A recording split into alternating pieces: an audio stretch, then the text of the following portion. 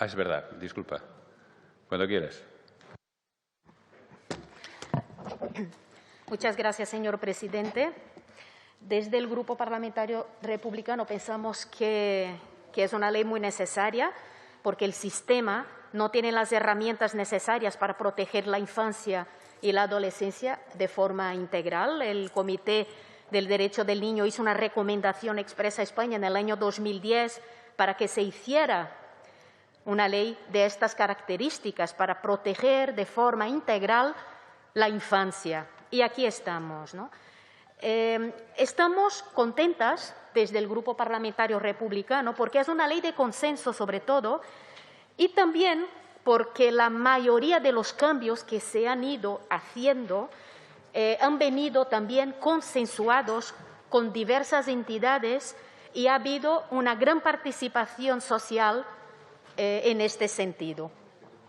Pero también, aparte de alabar el trabajo hecho y que es una ley necesaria y que es una ley que bajo nuestro punto de vista es una buena ley, también creemos que hay temas imprescindibles que deben constar de esta ley y otros que deben ser retirados de esta ley.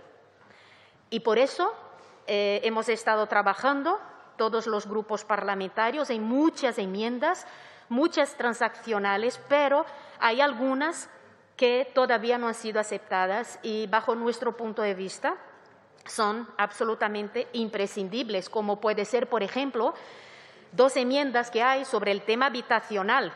El Tribunal Supremo ha venido reclamando en desalojos con presencia de menores, incluye también el juicio de proporcionalidad que ha venido exigiendo también el Comité DESC y también habla de alojamiento alternativo.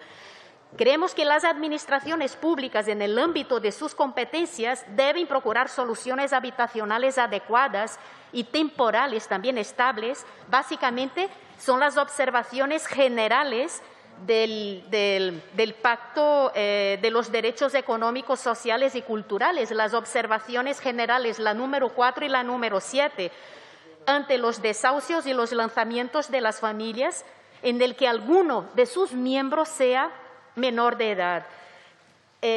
Creemos que hay 2 enmiendas, estas enmiendas deberían ser aceptadas.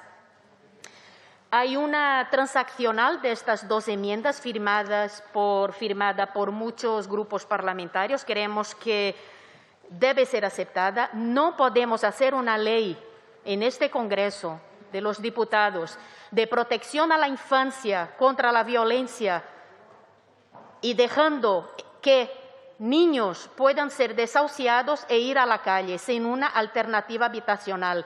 No decimos nosotras, los grupos firmantes y los grupos proponientes de las 2 enmiendas originales, sino básicamente el Comité del Derecho del Niño y también el Comité DESC. Otro tema que creemos que es de importancia muy alta es el tema de las pruebas de detección de edad. Se tiene que garantizar que no se somete a ningún niño documentado al procedimiento de determinación de edad, salvo que su documentación haya sido invalidada por el correspondiente procedimiento contradictorio. Creemos que se deben eliminar de los párrafos 1 y 2 del artículo 39 también es otro tema, el agente de autoridad, y reforzar también de los artículos 40 y 41, incluyendo la intervención de la abogada, de la jurista, en el apoyo a las familias. Que los protocolos de prevención, detección y denuncia en los sistemas de protección que hemos visto que se han ido incluido en una transaccional también, sean políticas de protección a la infancia en lugar de protocolos a desarrollar por todas las EPPs, que incluyan asistencia jurídica gratuita conforme al artículo 33 del Estatuto de la Víctima. También creemos que en este punto y para casos de niños y niñas víctimas de explotación y trata se prevé derivación a entidades especializadas. Hay otro tema que es muy importante y esta enmienda tampoco ha sido aceptada, el tema taurino. Se nos ha dicho que este proyecto de ley orgánica de protección integral a la infancia y a la adolescencia frente a la violencia se tramita precisamente para responder a las recomendaciones del Comité de los Derechos del Niño de la ONU. sobre el cumplimiento por parte del Estado español de la Convención de los Derechos del Niño. Sin embargo, no responde a todas. Resulta inconcebible que este proyecto de ley, bajo nuestro punto de vista, ignore por completo una de las recomendaciones de dicho comité. Esto es muy importante. Es la recomendación relativa a la necesidad de apartar a las y a los menores de edad de la exposición a la violencia de la tauromaquia.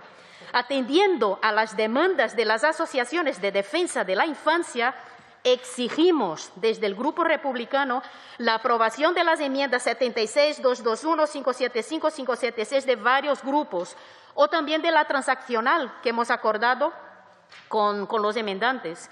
Se nos ha dicho que no se puede regular en una ley estatal cuál es la edad mínima para asistir a espectáculos taurinos, porque es una competencia exclusiva autonómica. Desde Esquerra, desde el Grupo Parlamentario Republicano, creemos que no cabe semejante excusa, porque no estamos hablando de regular los espectáculos públicos, hablamos de proteger a la infancia y la adolescencia. Se trata de un asunto de derechos humanos y ahí existen competencias del Gobierno central y las Cortes Generales que pueden y deben ejercer. Además, resulta muy paradójico que tras tantos esfuerzos por parte de algunos para blindar la tauromaquia en la legislación estatal frente a intentos de regulación de algunas comunidades autónomas, ahora se amparen en competencias autonómicas para continuar protegiendo intereses de lobbies de la tauromaquia. Es que son lobbies, y lo sabemos todas, pasando por encima incluso del interés superior del y de la menor, de los derechos humanos y de la Convención de los Derechos del Niño. Es un absurdo.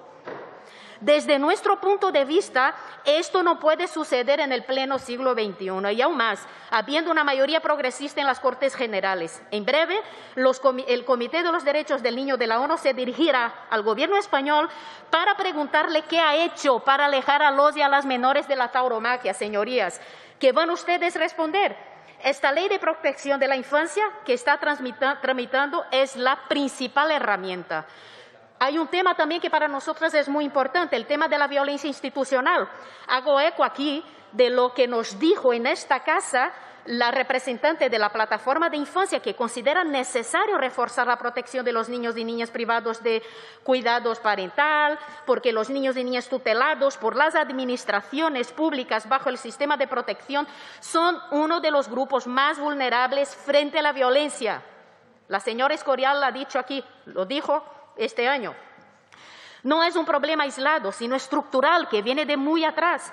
Son muchos los casos de testimonios de niños y organizaciones que alertan de ello desde hace años en todo el territorio nacional. Entendemos por violencia institucional que no ha sido aceptada en las enmiendas cualquier legislación, cualquier programa, procedimiento, actuación por acción o omisión procedente de los poderes públicos o bien derivada de la actuación individual del profesional o funcionario que comporte abuso, negligencia, perjuicio de la salud, seguridad, del estado emocional, bienestar físico, correcta maduración o que vulnere los derechos básicos de las personas y en este caso de los menores. Y comprendiendo también todas las modalidades de maltrato que se pueden derivar de la permanencia de los niños y niñas y adolescentes en centros de protección o internamiento. Se entenderá también ejercida la violencia institucional, lo digo aquí porque no ha sido aceptada y es importantísimo esto, cuando se verifique la falta de cumplimiento de las obligaciones positivas de las instituciones, también respecto a la protección de los menores sujetos a su cuidado. Acabo solicitando a los grupos que acepten enmiendas que son absolutamente imprescindibles para que esta ley realmente sea una ley de protección a la infancia y a la adolescencia contra la violencia. Muchas gracias. Señor presidente. Señor presidente. Un momento, por favor. Ha llegado, por lo tanto, lo incluiremos a continuación. ¿Quería alguna cosa, señor Sánchez? Bueno, oiga, no toca. No. ¿Qué es por alusiones?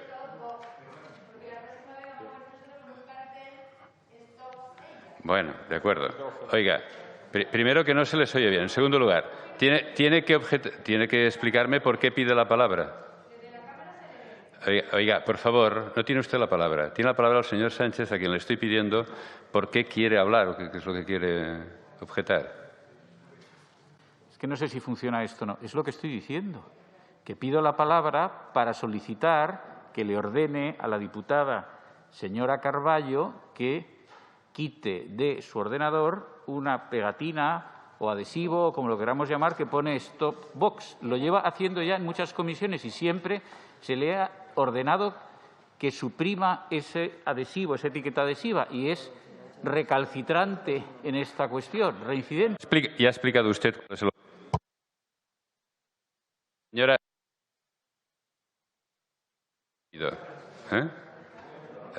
yo creo que entra dentro de la libertad de expresión. En su ordenador, si quiere poner un adhesivo, en su ordenador, igual si usted quiere llevar uno. Bien, a continuación tiene la palabra el Grupo Parlamentario Vox. Me ha comunicado que tiene 2 portavoces, José María Sánchez y Teresa López. En todo caso, recuerden que si uno consume pues, la mitad del tiempo, el otro tiene la otra mitad. ¿De acuerdo? Muy bien. ¿Quién hablará primero? Muy bien, cuando quiera. Gracias, presidente. Buenas tardes. En primer lugar, hay que destacar que estamos hoy aquí debatiendo una ley de protección a la infancia y a la adolescencia que trae el Gobierno del absurdo, como el teatro que lleva ese nombre, aquel que engloba a todos aquellos autores que centraron sus obras alrededor de tramas que carecían de todo tipo de significado, tratando temas donde se cuestionaba la sociedad y, más específicamente, el humano. Ninguna diferencia con la iniciativa legislativa de este Gobierno, donde, por ejemplo, en el capítulo 3, dedicado al ámbito familiar, al que luego me volveré a referir, dice que la familia es el primer escalón de la prevención de la violencia sobre la infancia, debiendo favorecer la cultura del buen trato, incluso desde el momento de la gestación. Estamos en la cultura del no sentido con este Gobierno, porque dice en este proyecto de ley que se regula la protección del niño desde el momento de la gestación y, a la vez, este Gobierno no protege el primer derecho del niño, que es el derecho a nacer. En fin, a ver si empiezan a mirar al cielo para no apartarse de la tierra y así nos traen proyectos de ley racionales y sensatos, defendiendo lo hermoso de la vida y no al contrario, que además en este caso es contradictorio, como lo es, y ya se alcanza el colmo de la desfachatez en el artículo 51, cuando, después de vetar la Comisión de Investigación de Menores Tutelados en Mallorca, se legisla sobre la intervención ante casos de explotación sexual de personas menores de edad tuteladas. Vergüenza, ustedes, ninguna. En fin, vuelvo al título 3, como he dicho antes, artículo 26, sobre actuaciones específicas en el ámbito familiar. En su apartado segundo, dice que las administraciones públicas elaborarán y o difundirán materiales formativos dirigidos al ejercicio positivo de las responsabilidades parentales o tutelares, que contendrán formación en materia de derechos de los niños, niñas y adolescentes e incluirán contenidos específicos referidos a la diversidad sexual y de género. ¿Contenidos específicos referidos a la diversidad sexual y de género? Con este artículo, el Gobierno solo quiere conferir a las administraciones públicas el derecho de formar a los padres en cómo han de desarrollar el ejercicio de manera positiva de sus responsabilidades parentales. ¿Ustedes creen que es lógico que se les expropie el derecho a los padres de educar a sus hijos según sus propios principios y valores y se les forme para criar a sus hijos tal como quiera el Gobierno que se haga a través de esta ley? Y, además, obligar a que esa formación consista en contenidos relativos a la diversidad sexual y de género. Esta ley es el colmo de la insensatez, porque bajo la denominación de protección a la infancia es un instrumento más de la coalición del Gobierno para introducir su tesis de género en su batalla por potenciar la cultura antifamilia y leyes antihombres. Y es así como lo anuncia el proyecto de ley en su exposición de motivos. Dice textualmente que esta ley orgánica se relaciona también con los compromisos del Pacto de Estado contra la Violencia de Género, esto es, para seguir criminalizando al hombre solo por el hecho de ser varón, así como de la Agenda 2030, cuando no hace falta que ninguna agenda de fuera de nuestras fronteras nos diga que es necesario proteger a la infancia y a la adolescencia. Claro que si esa agenda nos dice cómo y ese cómo es afín a lo que se propone el Gobierno, pues lo añadimos al gran listado de delirios ideológicos plasmados por este Gobierno en sus leyes. Este es un caso más, porque hay más y me faltarían muchísimos minutos para seguir sacando a la luz esta descarada ley ideológica del Gobierno. En este caso, se ha añadido en el trámite de las ponencias, en la exposición de motivos, que las niñas, por su edad y género, muchas veces son doblemente discriminadas o agredidas. Por eso, esta ley debe tener en cuenta las formas de violencia que las niñas sufren específicamente por el hecho de ser niñas. ¿Saben lo que pasa? Que ustedes saben que a fuerza de repetir una mentira, esta se vuelve verdad. Si una niña recibe este mensaje a diario, esa niña tarde o temprano sufrirá violencia, porque ustedes la han convencido de que será así. Entonces, vamos a proteger con esta ley más a las niñas por nacer mujeres que a los niños por nacer varones. ¿Por qué? Yo les contesto, porque les interesa seguir alimentando su monstruo ideológico contra el hombre, su monstruo ideológico de lo que llaman la perspectiva de género, que en el proyecto de ley dejan bien claro que los criterios generales, letra J, artículo 4, dice que la perspectiva de género debe incorporarse en el diseño e implementación de cualquier medida relacionada con la violencia sobre la infancia y la adolescencia. Pero es que, además, han sido capaces de añadir un nuevo apartado en este mismo artículo para la desconstrucción de los roles y estereotipos de género. Pero si son ustedes los que quieren imponer roles y estereotipos en el diseño de actuaciones formativas que tengan especialmente en cuenta la perspectiva de género, como así lo plasman en el artículo 5, referente a la formación.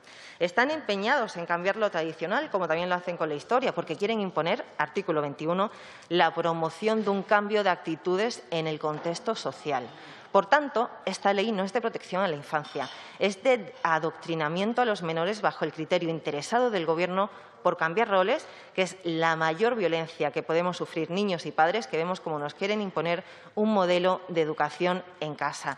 Porque con esta ley, las administraciones públicas nos van a decir cómo tenemos los padres que educar a nuestros hijos, bajo la ideología que el Gobierno nos quiere imponer, mezclando los derechos de los menores con su ideología, que lo que hace es inmiscuirse en la intimidad de las personas y de las familias, imponiéndonos bajo la denominación de responsabilidad educar en diversidad sexual y de género. O como plasma el capítulo referente al ámbito educativo, artículo 28, se nos impone a los padres que los niños en todas las etapas educativas e independientemente de la titularidad del centro recibirán de forma transversal una educación que incluya educación afectivo-sexual.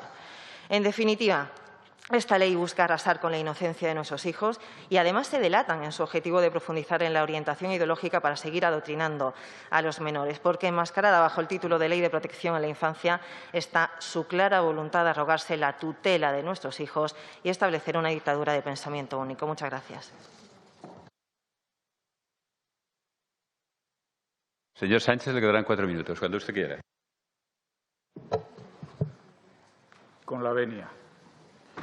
Vox presentó en el mes de mayo de 2020 una proposición de ley orgánica de violencia intrafamiliar que ha sido debatida recientemente en el Pleno, en el trámite de toma a consideración, y que no ha prosperado.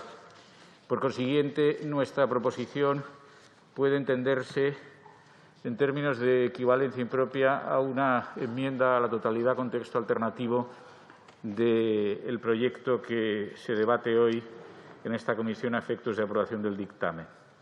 Nuestra proposición se basaba expresamente en el Convenio del Consejo de Europa sobre prevención y lucha contra la violencia contra la mujer y la violencia doméstica de Estambul de 2011, del que es parte España desde 2014.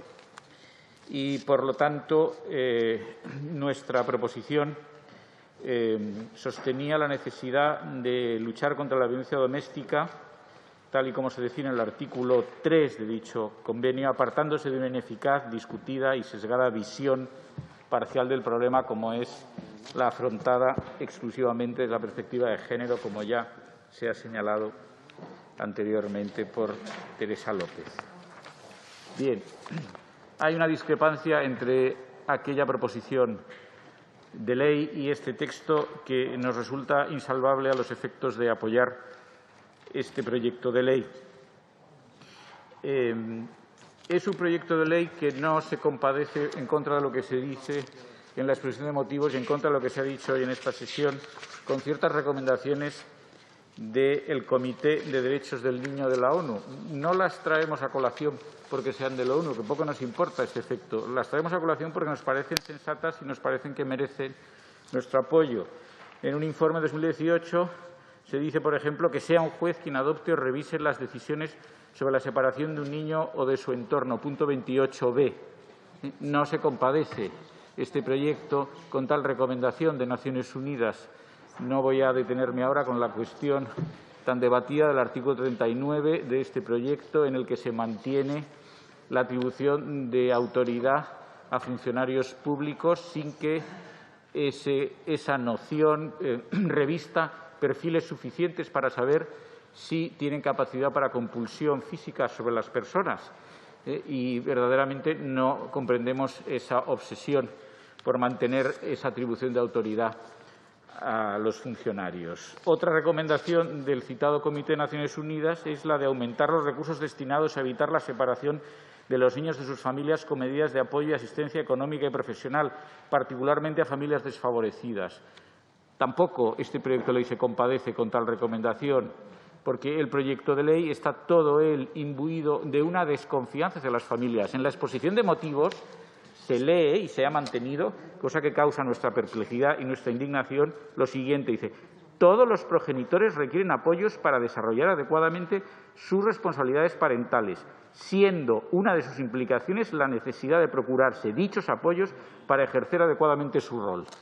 El legislador presume, en definitiva, que los padres españoles no saben educar a sus hijos. ¿Y quiénes los van a educar mejor que sus padres?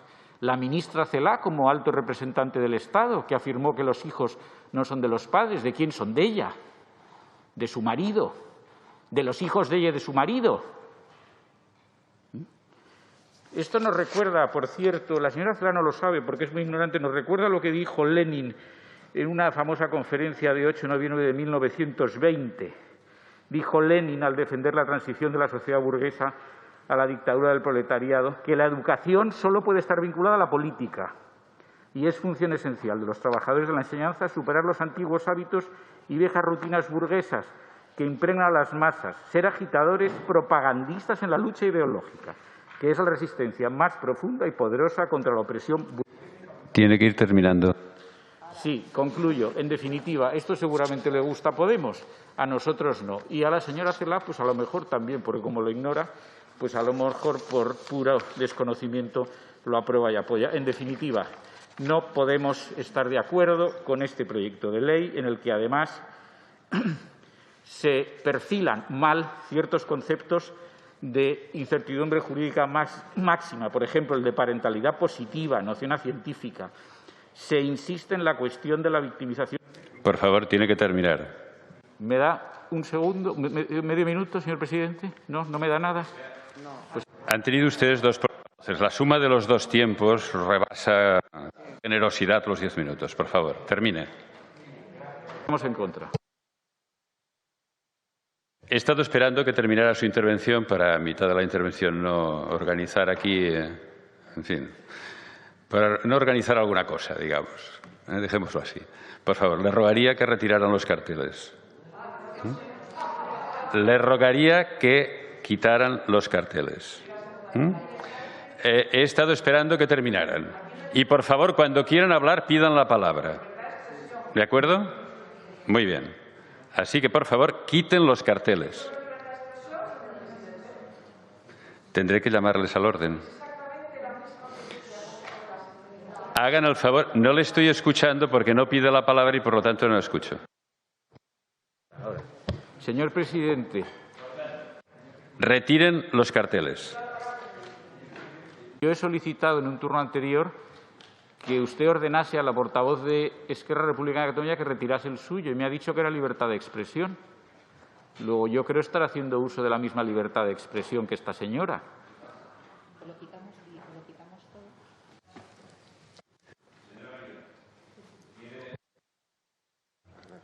Es que el problema es que además está estropeado esto. ¿Puede cerrar el ordenador como gesto de buena voluntad en mitad de la discusión de un dictamen de un proyecto de ley?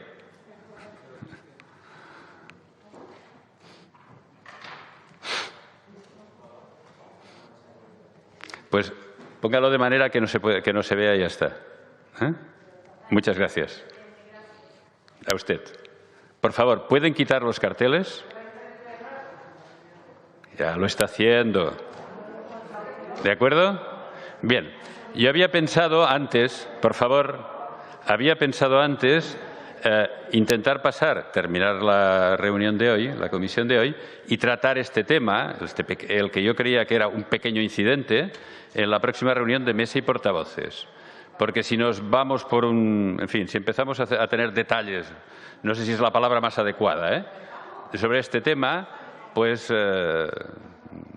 podemos estropear el ambiente de la comisión. Pero visto